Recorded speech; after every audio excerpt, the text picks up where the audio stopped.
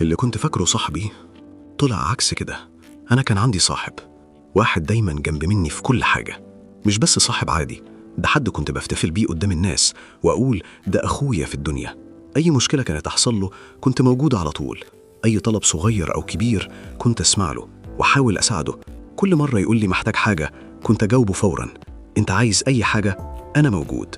وفي يوم فجأة جالي بطلب مختلف شوية، قال لي أنا هحتاج منك حاجة كبيرة بس هتحس إنك بتحمي أخوك. أنا كنت مستغرب مش فاهم إيه اللي قصده. قلت له أوكي قول لي. رد عليا وقال محتاجك تحكي للناس إننا كنا أصحاب قويين بس من غير ما حد يعرف التفاصيل. قلت له ليه؟ إزاي يعني؟ قال كنت عايز أكون في أمان، مش عايز حد يعرف أي حاجة عن حياتي. ما فكرتش كتير، حسيت إن كلامه منطقي وقلت لنفسي خلاص أنا هساعده. قلت تمام. مرت كام يوم وهو بدأ يختفي شوية شوية، ما كنتش أعرف عنه حاجة. كان بيرد عليا لكن دايما بأرقام مختلفة. لما أسأله أنت فين كان دايما بيتملص. الموضوع بدأ يقلقني، حسيت إن في حاجة غلط بس مش قادر أركز أو أفكر صح. بعد فترة قررت إني لازم أبحث عنه. شعرت إن الموضوع مش طبيعي وحسيت إن في حاجة كبيرة بتحصل. بدأت أفتش وراقب وحاولت أرجع كل حاجة فهمتها عن شخصيته.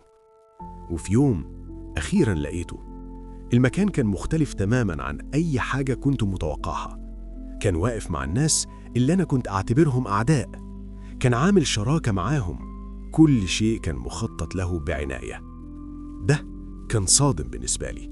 الأصعب من كده اكتشفت إنه كان بيحاول يهدم كل حاجة عملتها، كل خطة، كل مشروع، أي حاجة كنت بتعب فيها كان بيحاول يوقعني فيها. الصدمة كانت كبيرة جدا. الشخص اللي كنت فاكره قريب مني، اللي كنت بفتخر بيه قدام الناس، كان في الحقيقة أكبر خائن في حياتي. كل اللي عملته معاه كان مجرد خطة لإيقاعي. مش بس كده، كان بيحاول يكسرني نفسيا ويستغل أي ضعف عندي.